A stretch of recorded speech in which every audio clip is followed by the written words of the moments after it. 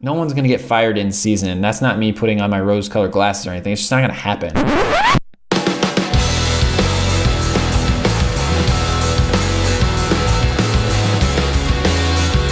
Hello, Husker fans. Welcome to the Husker Football Fan Podcast. I'm Mike Harvat. And I'm Justin Swanson. We are recording a special episode here today because it is September 21st, 2017, and earlier this afternoon, Shawn Eichorst was fired as Athletic Director at the University of Nebraska, and we certainly did not see that coming. And so we're going to record a conversation talking about it. Right. So by now, you've probably heard all of the expert opinions. I know this afternoon I was listening to plenty of radio chatter. I turned on the television when Mike Riley was giving his take, his reaction to the news of Eichorst's firing. There are already names being posted on Twitter on message boards, names like Trev Alberts, names like Scott Frost. I always see Les Miles' name come up for some reason. But before we even talk about any of that stuff, I want to know, Justin, what's going on in your head? Well, one of the reasons I thought we should do this podcast here tonight is one of my buddies, Sean, was listening to our most recent episode, and I made some pretty bold and definitive statements about how Eichorst was not going to be fired. So, I'm really surprised. University of Nebraska Assistant President Hank Bounds and University of Nebraska-Lincoln Chancellor Ronnie Green did a joint press conference today explaining things and taking questions from the reporters, and they made a point of saying that there's no good time to fire an athletic director. Other than the midst of summer, there's always some sporting competition season happening, and they had just made their decision, and it wasn't just reflective of football, but competition was not good across the board, and so they wanted to make the decision now. I mean, you have to think it's directly influenced by the results on last Saturday with the Northern Illinois, but man, I'm really surprised. Yeah, it's one of those things where, people are pointing out things like the Connie Yori firing and how he's handled Tim Miles and all these different reasons for why Eichorst was just doing a poor job, and this was the straw that broke the camel's back. But I can't help but say, you know what, though? If the Huskers won this past weekend, we would not be recording right now. I think that as flabbergasted and shocked as we were Saturday or Sunday afternoon when we were recording that episode, I think the full import of that game was not really felt. And we had started to think about it as people through the course of this week have said, if we can't win here with Rutgers and Illinois at home or at Illinois, this season is a mess and he has to go. I mean, as people started to say these things, I'm thinking, if you would have told me 6 days ago that Rutgers at home was a pivotal moment for the future of Nebraska football, right. I would have said you're crazy. I mean, no way I would have believed that. So, yeah, the ramifications of that game just are huge right now. And it's, as I think about what Riley has done specifically, obviously it was Eichorst that was fired, not Riley, but I mean, Riley's got a really good defensive coaching staff that I am more and more bullish is going to get this defensive unit really performing well by the end of this year, if not the beginning of next.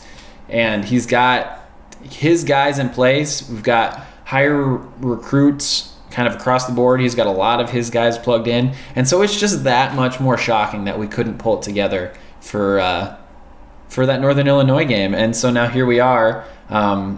If Ronnie Green and Hank Bounds were looking for some sort of excuse, they got it with that outcome, and they pulled the trigger. Right. But even if they were looking for an excuse, I come back to, they said there's no good time to fire an athletic director, and it's kind of like, well, then why didn't you guys make the decision to do it 8 weeks ago, right? Yeah. Because if it were that apparent to you, why not take action? I'm sorry. I think it is directly a result of football primarily.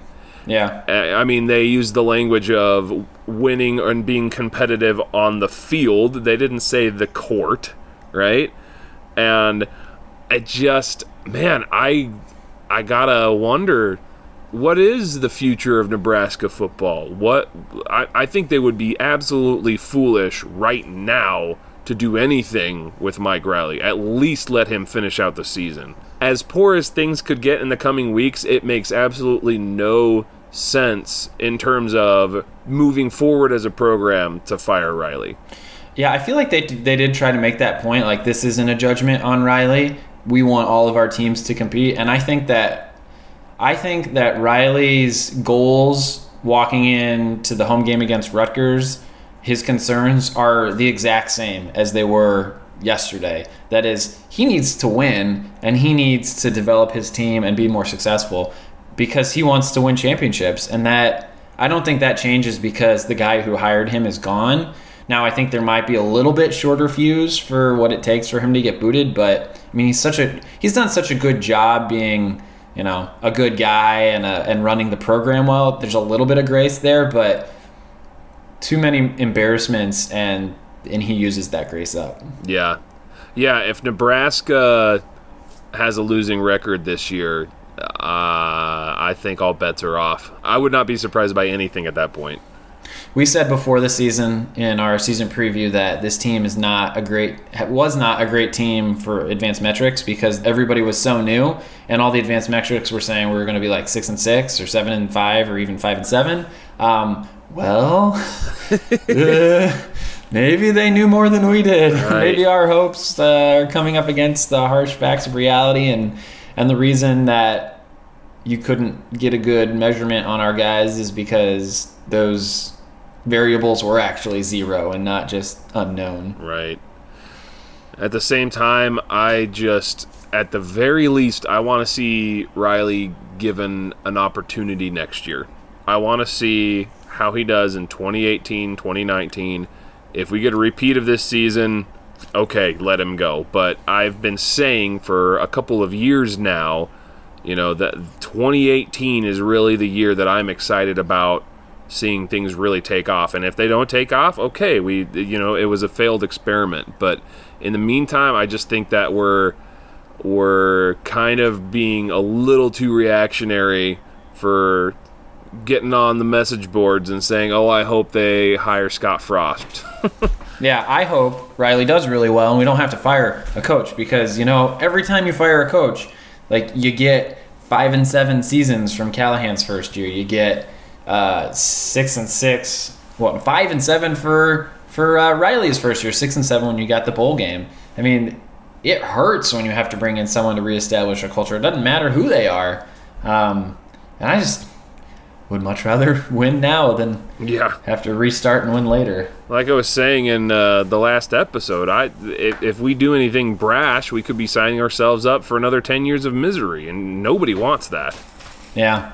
I am a little bit concerned about the recruiting class. I mean, we've got a really top-flight recruiting class. We don't have a huge one right now, but the average star rating or the quality of the few guys we have, they're really high. Yeah. And with people like that who have tons of options, tons of great options, you wonder how much they have to watch go down before they start keeping one eye on the other options. You think of of Joshua Moore and Buki, guys like these they could go a lot of different places that are really great, and they're really sold on this culture. Some people, as people are arguing back and forth on Twitter, they're like, well, recruits want to come to Nebraska. It's like, well, these guys want to come play for Mike Riley. Yeah. Maybe some of the local top flight recruits want to play for Nebraska because that's what they grew up with. But people outside the state, I mean, I'm afraid our name doesn't have the cachet it used to have. Yeah. And yeah. That's a really good point. You lose Riley, you at least lose the next 2 years. Yeah. And then you wonder about, some of the true freshmen, like a guy like Tyjon Lindsey, who came here because he wants to work with Coach Dub and Mike Riley. And if those guys are both gone, does he stick around when he could have been at Ohio State? And their wide receivers are a mess right now.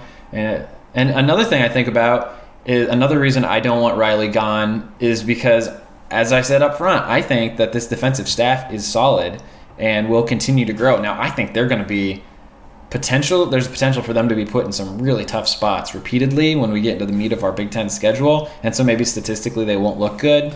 But I was just reading articles today about the substitution patterns and the number of guys that are getting quality snaps and the number of guys that are making a big impact. And, Diaco, I don't think Diaco's ready to be a head coach again. He tried that and it didn't work. And so now he's here. I think he wants to put in some good years here and then try and be a head coach somewhere else. And does that go off the table if you fire Riley? I don't think they promote Diaco. I don't know. Who knows? Yeah. We don't know who the athletic director is going to be. So right. Do you think they bring Osborne back? I don't think. No, I'm kidding. I'm totally kidding. I bet somebody's wondering that though.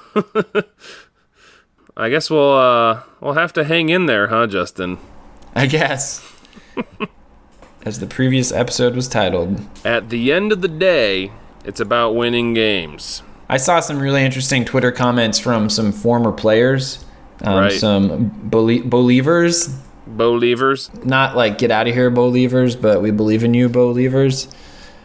Specifically, Tommy Armstrong and Josh Mitchell were really, they were really emphatic on Twitter, saying stuff like, I bet Bo's laughing now, and Eichorst didn't treat us well, and they've been bitter since the day their coach got fired and they got told via email. And specifically, I've heard this from them and then a couple other former players on Twitter and in person, the way Eichorst shook all their hands and smiled after they beat Iowa and said, great job, and then knowing that he was going to fire Bo the next day, and then emailed them.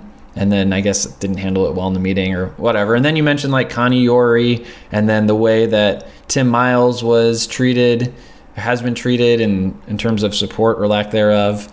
So, yeah, I felt a similar level of shock today as I did when I realized, oh my gosh, we really are going to leave the Big 12 and join the Big 10. I did not think that was going to happen for the longest time until all of a sudden it was oh my gosh, this really might happen. I guess it's true, yeah. Oh, but Mitchell and Armstrong both made the point of saying they really like Riley and they've got a great staff and great players and they hope those guys are successful. No hate for them. Yeah. Their beef is just with the former athletic director. Yeah. So who knows? Maybe it is business as usual in terms of football, at least through the end of this season, and then we'll see where things are at with this new AD and. Hopefully we're not burning something to the ground, cutting off our nose to spite our face, so to speak. Yeah. Yep. I forget who it was, but one of our followers on Twitter said, they should get Larry the Cable Guy to be the new AD since he knows everything. Yeah. Yeah, he was really pulling for this to happen. That is pretty funny, though. I mean, it takes Larry the Cable Guy to speak, and then suddenly... maybe he does have a little bit more weight than we give him credit for. So much power for that cable guy. He got her done. Oh, you went there. Terrible. All right, man. I think that's good for tonight. Well, I'm sure we're going to be discussing this a little bit more in the next episode. But, I just thought it'd be good to weigh in, share our thoughts, and say, hey, we're still hoping for a win this weekend. And, if anything...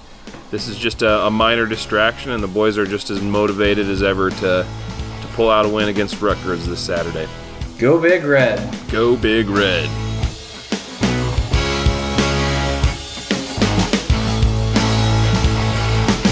The Husker Football Fan Podcast is an unofficial, non-commercial podcast and is intended for educational and entertainment purposes only.